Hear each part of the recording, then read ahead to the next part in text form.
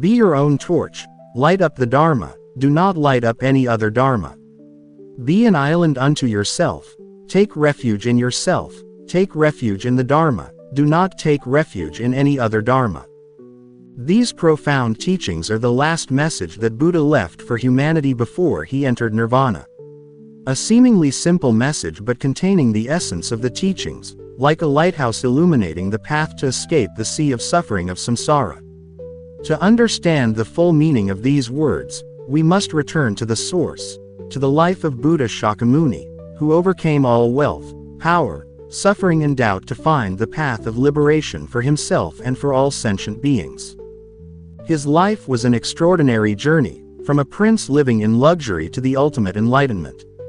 It is not only a story of sacrifice and wisdom, but also a timeless lesson about the meaning of freedom, responsibility and unconditional love. Let's walk through each stage of the Buddha's life, from his birth in the light of the divine halo, to his ascetic journey to find the truth, and finally the years he brought the light of the Dharma to all people. Each step of the Buddha is not only a mark of history but also a torch to guide those who are seeking peace and liberation in their own lives. 1. Background and origin. The Buddha Shakyamuni, whose birth name was Siddhartha Gautama, was the founder of Buddhism. His life was a journey from the regal life of a royal prince to the ultimate enlightenment, liberating all suffering and leading all beings to the path of peace. Siddhartha Gautama was born on the full moon day of the 4th lunar month in 624 BC in Lumbini Garden, in the Shakya kingdom of Kapilavastu, now on the Nepal-India border. He belonged to the Kshatriya, warrior and noble, caste in ancient Indian society, where caste was clearly defined. His name Siddhartha means, one who accomplishes the goal, implying a special life of noble achievements. According to historical records and legends, when he was born, a series of miraculous phenomena appeared. He took 7 steps on 7 lotus flowers growing from the ground, each step emitting a brilliant halo. He pointed one hand to the sky and the other to the ground and said, Thien Thuong Thien Ha, Dai Na Dak Tun, meaning, in heaven and on earth, only the truth of enlightenment is the most noble. This saying does not affirm the I, but emphasizes the importance of the true self, the enlightened being that transcends all worldly ties. And the path to enlightenment and liberation lies within each person. Queen Maya died shortly after giving birth to Siddhartha. He was raised by his aunt, Prajapati, who loved and cared for him wholeheartedly. His father, King Suddhodana, was a strict but loving ruler who always wanted his son to succeed him and become a powerful king. An important event recorded in the legend is the prophecy of the prophet Asita. When he saw the face of Prince Siddhartha, he burst into tears and said, This boy will become a great enlightened being, bringing the light of wisdom to the world. But I will not live long enough to witness it. When observing the prince's appearance, Asita noticed that Siddhartha possessed 32 good features and 80 beauties, including good features such as high and raised head, bright eyes like lotus petals, evenly curved eyebrows, soft hands with long slender fingers, flat soles of feet shaped like a dharma wheel, majestic gait like a lion. Beauty expressed through perfect balance, natural aura and leisurely, calm demeanor, expressing deep wisdom and compassion. These characteristics are not only signs of an extraordinary person but also symbolize the qualities of an enlightened being. The prophet also predicted 2 great paths for the prince. If he stays in the palace, he will become a holy king, a king who rules the 4 directions. If he renounces the world, he will attain enlightenment, become a holy man, enlightening humanity. These miraculous signs and prophecies made King Tin Fan both happy and worried that the prince would give up the throne to follow the path of religion. Therefore, the king decided to protect Siddhartha in the palace, separating him from all the suffering and troubles of everyday life. However, despite growing up in a luxurious palace and being prepared with all the ideal living conditions, Prince Siddhartha still had deep thoughts about the meaning of life, which later became the foundation for his journey to enlightenment. The journey from birth to enlightenment of the Buddha is not only a historical story but also a source of profound spiritual inspiration, opening a great religion to help humanity find the path to liberation. 2. Life in the palace and the desire to find the path. Childhood. After Asita's prophecy was made, King Tin Fan, Prince Siddhartha's father, feared that his son would leave the palace to become an enlightened one. Therefore, the king was determined to create a life full of enjoyment and luxury in the palace to keep the prince away from all the suffering and temptations of the world. From birth, Prince Siddhartha was raised in absolute luxury and protection by King Suddhodana. The prince lived in 3 magnificent palaces, each dedicated to a different season: winter, summer, and the rainy season. He had the best of everything, from servants, delicious food, gorgeous clothes, to entertainment, and did not know about aging, illness, or death. All his needs were perfectly met. That life was like a golden cage. Although beautiful, it did not allow Siddhartha to see the reality of life. The prince's soul, although living in luxury, always carried an invisible insecurity when questions about the true meaning of life began to arise. Marriage and family. At the age of 16, Prince Siddhartha married Princess Yasodhara, a member of the Sakya clan like him, a woman famous for her beauty and noble character. The two lived happily and in harmony. At the age of 29, they had their first son, named Rahula. The name means chains, symbolizing the bondage of family life and worldly responsibilities. Although family life seemed complete, Siddhartha increasingly felt that his happiness was only temporary and could not satisfy the deepest longings of his soul. Big questions gradually appeared in his mind. Why do people suffer, grow old, and die? How can one escape the cycle of birth and death? 4 scenes that changed Siddhartha's life. At the age of 29, when he was allowed to leave the palace, Siddhartha was first confronted with the realities of life through 4 scenes that changed his life. 1. The elderly. Siddhartha saw an old man with a hunched back, wrinkled skin, and difficulty walking. He realized that the decay of the body is inevitable and that no one can avoid it. 2. The sick person. He witnessed a person suffering from illness. This made him realize that physical suffering is an indispensable part of life. 3. The dead person. When he saw a body being cremated, Siddhartha clearly realized the impermanence of life, that everyone, regardless of high or low, must face death. 4. The monk. Finally, he met a monk with a serene and silent appearance. This was the first time the prince realized that there might be a way to escape suffering and find inner peace. Awakening the desire to seek the path. These 4 scenes completely changed Siddhartha's perception of the world. He realized that life in the palace, however luxurious, was just an illusory cover-up. The reality of life is birth, aging, sickness, and death, sufferings that no one can avoid. But through the image of the monk, Siddhartha also understood that there is another path, a path that leads people to overcome the cycle of suffering. From here, the desire to seek the truth, to free himself and all living beings from suffering began to burn in the prince's heart. This laid the foundation for the greatest decision of his life, to give up everything to embark on a journey to find the truth. 3. Renunciation of the world and the path of practice. One night, when everyone in the palace was asleep, Siddhartha decided to give up everything to find the truth. He quietly said goodbye to his wife, children, and royal life without a word of farewell. With his loyal servant Channa, he rode his horse Kanthaka through the gates of Kapilavastu in the quiet darkness. When he reached a deep forest, Siddhartha performed a ritual marking a major turning point in his life. He cut off his long hair, the symbol of his princely status, with his own hands, took off his jewelry and splendid clothes to give to Channa, then sent him and the horse Kanthaka back to the palace. From then on, Siddhartha began the life of a wandering monk, without wealth, without fame, completely devoted to the search for truth and liberation. The journey of practice. 1. Learning meditation. Initially, Siddhartha studied with two famous teachers of the time. Alara Kalama.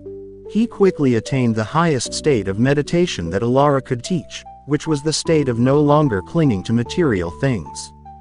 Alara was so impressed that he invited him to stay and teach the other disciples. Uddaka Ramapada.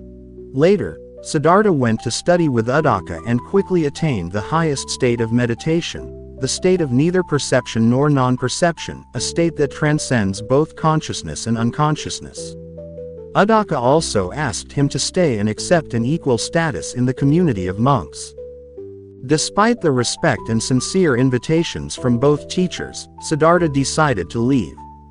He realized that these states of meditation only provided temporary relief from suffering, but were not the path to ultimate liberation, freedom from the cycle of birth and death and the bondage of ignorance. 2. Extreme asceticism. After leaving his two teachers, Siddhartha joined the group of 5 ascetics named Khandana. He practiced the most severe methods, fasting to the point of sustaining his life on only a sesame seed or a bean a day. He endured the sun, wind, and cold, causing his body to become emaciated, leaving him with only skin and bones. Although he practiced with a strong will and achieved great control over his body and mind, after 6 years of asceticism, he realized that asceticism was not the key to liberation. 4. The middle way. Realizing that neither a life of luxury nor extreme asceticism was the path to liberation, Siddhartha abandoned asceticism. This caused the group of 5 ascetics to abandon him, thinking that he had abandoned his ideal. In a crucial moment, he accepted a bowl of milk from the cowherd girl Sujata, which restored his health. With a strong body and a determined mind, Siddhartha meditated under the Bodhi tree in Uruvela village, now Bodh Gaya, determined to find the path of truth. Under the shade of the Bodhi tree, he resolved to meditate and vowed, "If I do not attain enlightenment, even if my bones and flesh are crushed, I will not rise from this place."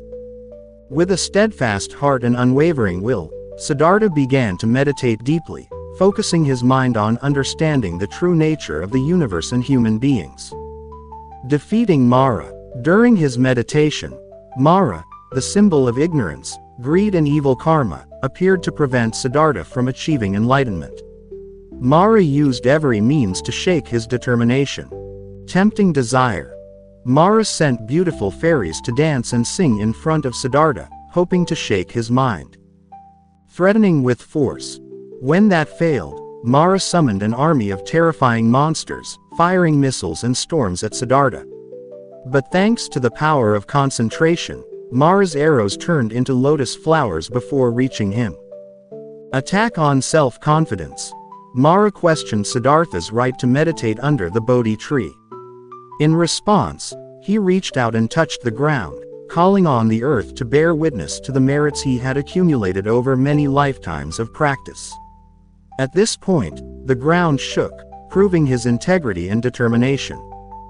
Defeated, Mara and his entourage disappeared.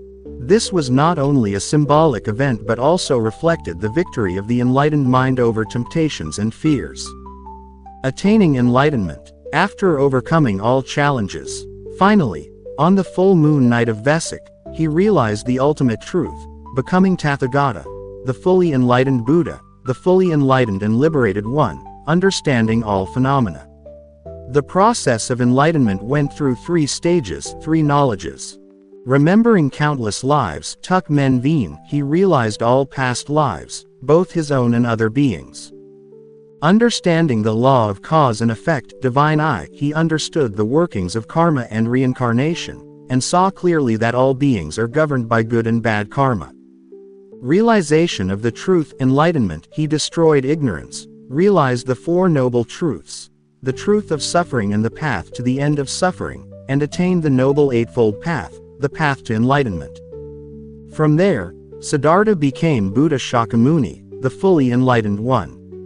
He found the path to liberation, not only for himself but also opened up hope for all beings. The moment of enlightenment is not only the ultimate culmination of a personal journey but also a historical event, initiating the Buddhist teachings that have lasted for more than 2,000 years, leading millions of people to overcome suffering and attain true peace and freedom. 5. Propagating the Dharma and establishing the Sangha. After attaining enlightenment under the Bodhi tree, Buddha Shakyamuni began a career of propagating the Dharma that lasted for more than 45 years, spreading the teachings of liberation from suffering to all beings. His journey of propagating the Dharma went through many memorable milestones, leaving a deep mark on human history. Initial hesitation and the request of Brahma. After attaining enlightenment, the Buddha pondered whether he should teach the Dharma or not. He realized that the truth he had realized was very profound, difficult to understand for those still covered by ignorance. However, Brahma Sahampati appeared to him many times, imploring him for the benefit of all beings. He accepted, knowing that there were people with little dust in their eyes, who could understand and practice the Dharma. This demonstrated the Buddha's boundless compassion and will to save all beings. The first sermon, turning the wheel of Dhamma at Deer Park. The first people the Buddha thought of were his two former teachers, Alara Kalama and Uddaka Ramapada. But when he learned that they had passed away, he sought out the 5 ascetics who had accompanied him at the Deer Park, Sarnath. Here, the Buddha preached his first sermon, the 4 Noble Truths, and introduced the Noble Eightfold Path, the middle path between the extremes of luxury and self-mortification. In this sermon, the leader of the group, Khandana, was the first to attain arahantship, becoming the first bhikkhu of the Buddhist Sangha. This event is called Turning the Wheel of Dhamma, marking a major turning point in the history of Buddhism, the beginning of the spread of the Dharma. From here, the Sangha was formed and began to spread widely. Relentless propagation. The teachings of Gautama Buddha were revolutionary in ancient Indian society, where caste was considered immutable. He broke down all social barriers, accepting everyone, regardless of status or origin. For 45 years, the Buddha traveled throughout northern India, spreading the teachings in major cities such as Rajagaha, Savatthi, and Vesali. He reached out to all levels of society, from kings, merchants, to commoners and outcasts. This is evidenced by the following specific cases. 1. The noble class, kings and aristocrats. King Bimbisara. As the king of Magadha, he became one of the first protectors of the Buddha. Bimbisara not only took refuge but also donated the bamboo grove Vanuvana monastery to the Sangha. King Pasenadi. King of Kosala, he and Queen Malika were staunch followers of the Buddha. Pasenadi often consulted the Buddha on how to rule based on compassion and wisdom. King Ajatasattu. He initially murdered his father King Bimbisara to take the throne, but later repented and sought out the Buddha. Under the Buddha's guidance, he realized many truths and became a strong supporter of Buddhism. The Buddha's family. King Suddhodana, his father, and many members of the Sakya royal family, such as Yasodhara, his wife Rahula, his son, and Ananda, his cousin, all became monks or took refuge. 2. The merchant and wealthy class. Anathapindika. A wealthy merchant, he was a great patron of the Buddha. Anathapindika bought the Jetavana garden from Prince Yetta to offer to the Sangha. Yasa. The son of a wealthy merchant, famous for his extravagance. Realizing the emptiness of his hedonistic lifestyle, Yasa approached the Buddha and became the 6th bhikkhu in the Sangha. Later, 54 of his friends also joined, expanding the Sangha considerably. Visakha Bhikkhuni Magara Mata, a wealthy female merchant, she played an important role in providing financial support and organizing activities for the Sangha. 3. Scholars and ascetics. Sariputta and Moggallana. 2 eminent Brahmin scholars, they realized the ultimate truth in the Tathagata's teachings. Both became the Buddha's leading disciples, assisting the Buddha in spreading the Dharma. The 3 Kassapa brothers. They were famous ascetics, they and thousands of their disciples joined the Sangha after realizing the Buddha's enlightenment. In particular, Mahakassapa later became one of the leaders of the Sangha after the Buddha entered Nirvana. 4. The lowly class. Slaves and poor laborers. Sunita. A street sweeper from the lowly class, Sunita was accepted into the Sangha by the Buddha. Thanks to his diligent practice, he attained arahantship, becoming a respected holy monk. Sapiya, a poor woman who was willing to sacrifice herself to prepare food for the Sangha. Her heart was praised by the Buddha, and she became a symbol of the spirit of giving regardless of rich or poor. 5. Women, including those who were discriminated against by society. Amrapali, a famous beautiful and wealthy courtesan in Vaisali, she was converted by the Buddha. After becoming a monk, Amrapali abandoned her old way of life, donated her property and mango grove to the Sangha. Her story demonstrates the Buddha's compassion, not discriminating against anyone. Patakara, a woman who experienced many tragedies in life, lost her family and fell into a state of insanity. Meeting the Buddha, she was enlightened, becoming one of the outstanding bhikkhunis in the Sangha. Hema, a beautiful queen of King Pasenadi, was attracted by her beauty. The Buddha preached about the impermanence of beauty, helping her to become a bhikkhuni who attained arahantship. 6. Criminals and outcasts. Angulimala, a notorious murderer who attempted to kill 1,000 people to fulfill a promise to his teacher. The Buddha transformed him with compassion and wisdom. Angulimala later renounced his violent ways, joined the Sangha, and eventually attained arahantship, becoming a living example of spiritual transformation. Nalaka, a social outcast burdened by debt, he was enlightened by the Buddha and found peace in the teachings. The Buddha Shakyamuni taught not only to humans but also to non-human beings, including devas, gods, ghosts, and invisible beings. Stories of his teaching non-human beings are recorded in the scriptures, demonstrating his boundless compassion and his ability to attain enlightenment beyond limits. Here are some typical examples.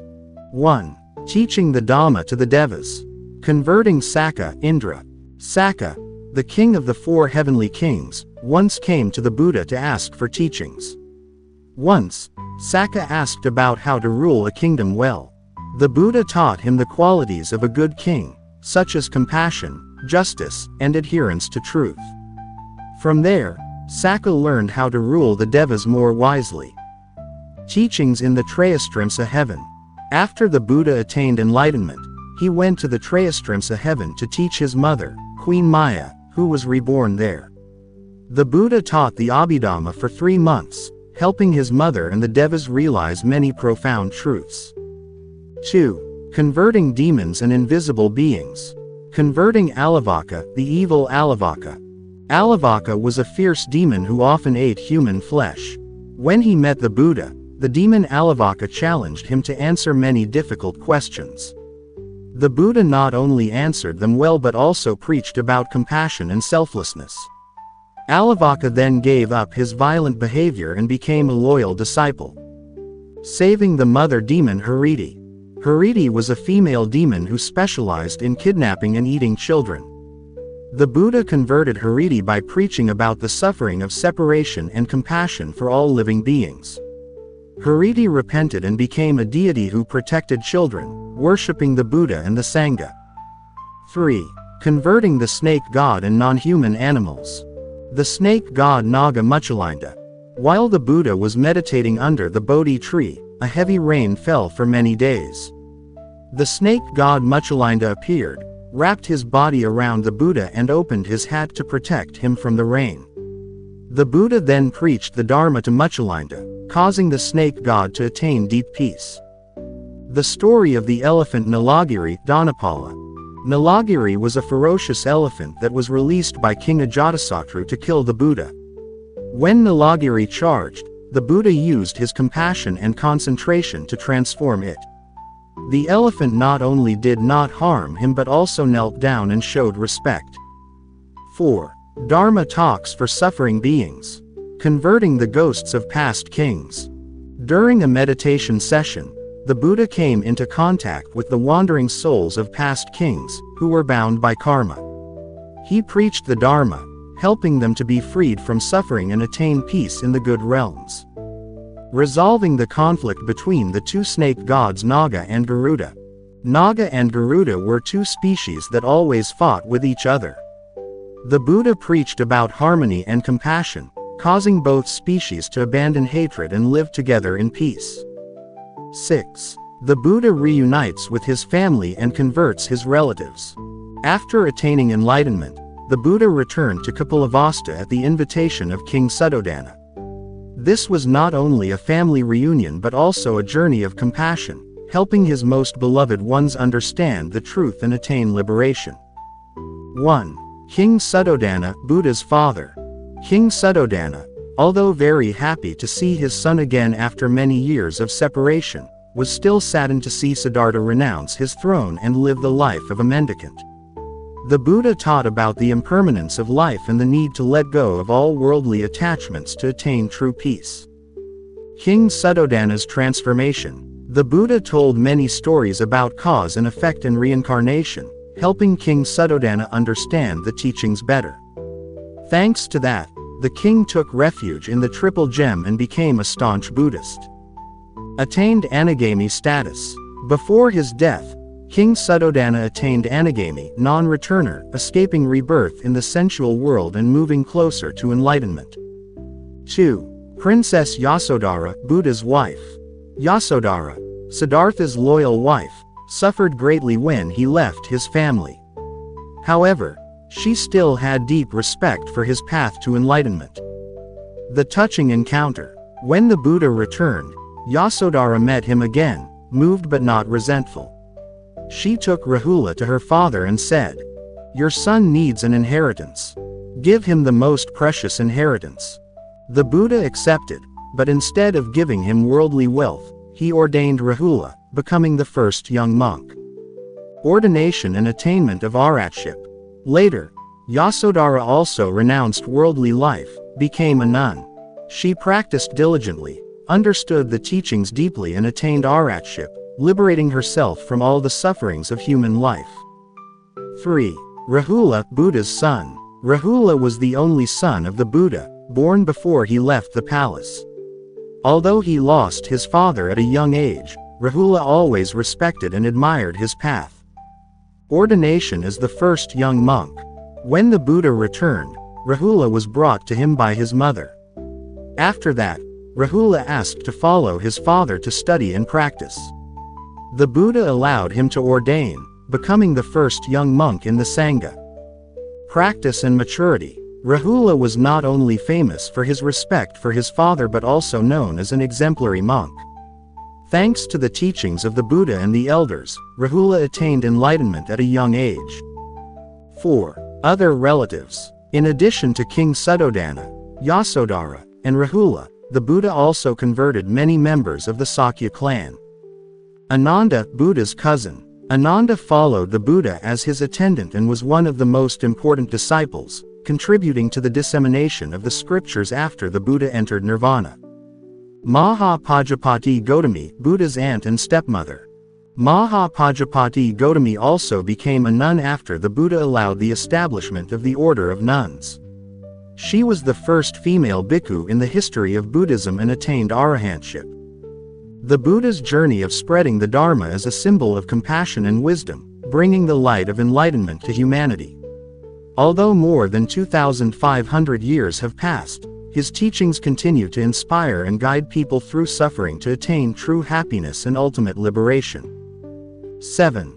2 important meals in the life of the Tathagata. The 2 most important meals in the life of Buddha Shakyamuni were the meal before his enlightenment and the last meal before his nirvana. Both events have special significance, associated with major milestones in his journey to enlightenment and liberation. The meal before his enlightenment. After 6 years of ascetic practice with a group of 5 monks, the Buddha realized that extreme self-mortification was not the path to wisdom or liberation. His body was increasingly weak and exhausted, but his clear mind was still urging him to seek a new direction. He decided to abandon asceticism to find the middle path, a path that was neither too austere nor too indulgent in sensual pleasures. During this time, legend has it that, at the suggestion of the gods, a cowherd girl named Sujata brought him a bowl of milk or milk porridge. Sujata did not know that the person in front of her was a bodhisattva on a journey to find the way, but she still showed her deep respect through the offering. Thanks to this bowl of milk, the Buddha recovered his physical strength after years of asceticism. His body regained balance, preparing for a long meditation under the Bodhi tree. This meal was not only a turning point in the Buddha's life but also had a profound symbolic meaning. It affirmed the value of compassion and offerings. Although it was just a small act of sujata, it was this sincerity that contributed to the enlightenment of a saint, proving that anyone, in any circumstance, can contribute to spreading the light of wisdom. More importantly, accepting the bowl of milk from sujata represents the renunciation of extreme asceticism and the affirmation of the middle path. The Buddha was no longer bound by the false notion of self-mortification to attain liberation. He realized that only when the body and mind reach a state of harmony and balance can one fully develop the wisdom and inner strength to attain enlightenment. The story of Sujata's bowl of milk became a symbol of compassion, devotion, and unconditional dedication, and emphasized an important lesson in Buddhist teachings: the path to enlightenment always lies in balance and awareness. The words spoken under the Bodhi tree became his immortal symbol after eating. If I do not attain enlightenment, even if my bones and flesh are torn apart, I will not rise from this place. The last meal before entering Nirvana. Before entering Nirvana at Kusinara, the Buddha received his last meal from a blacksmith named Kunda. According to the scriptures, the meal was called Sukara Madhava, but its exact meaning is still debated. It could have been pork, a type of mushroom, or some other special dish.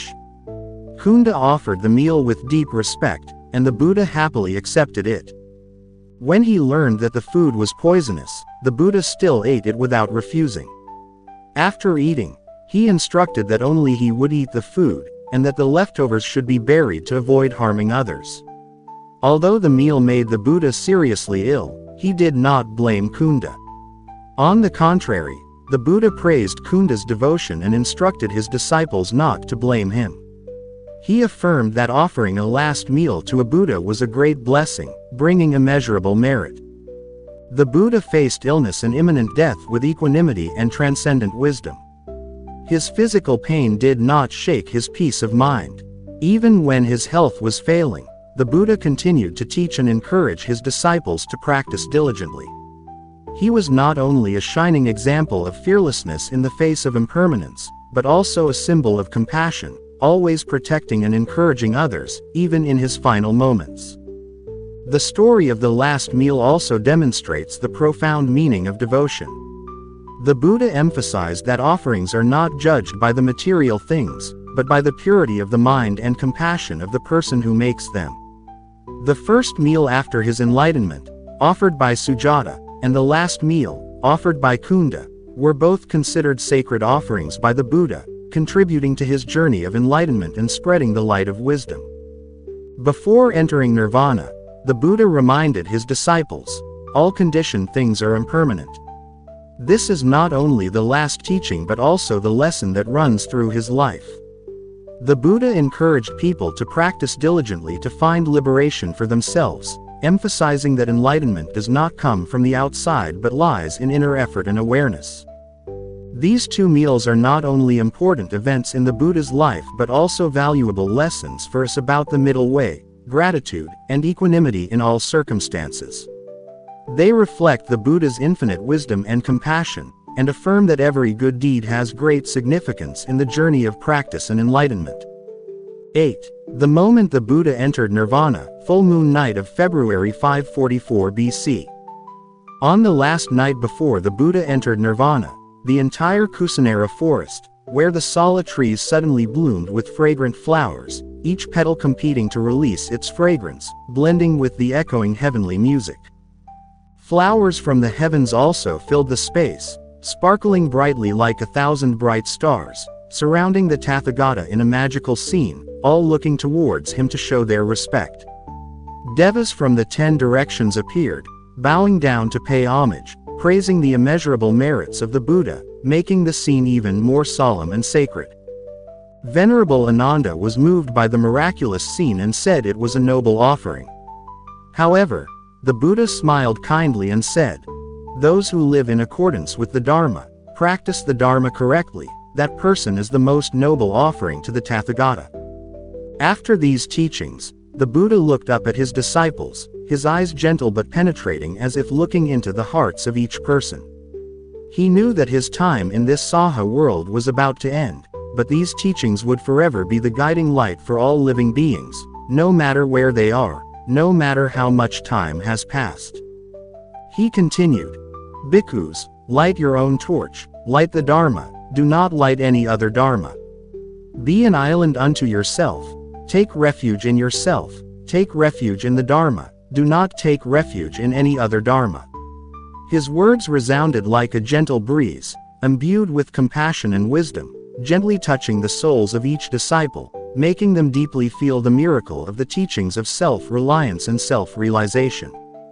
The Buddha lay on his side in the lion posture, his head resting on his right hand, his eyes half closed but filled with compassion and serenity. All the disciples and living beings around him felt peace, as if the universe had reached absolute stillness. The light of wisdom radiated from him like a guiding lamp, forever shining into everyone's hearts. With a gentle smile, he was like a master who had understood all suffering, bringing the world peace and the light of wisdom that never goes out.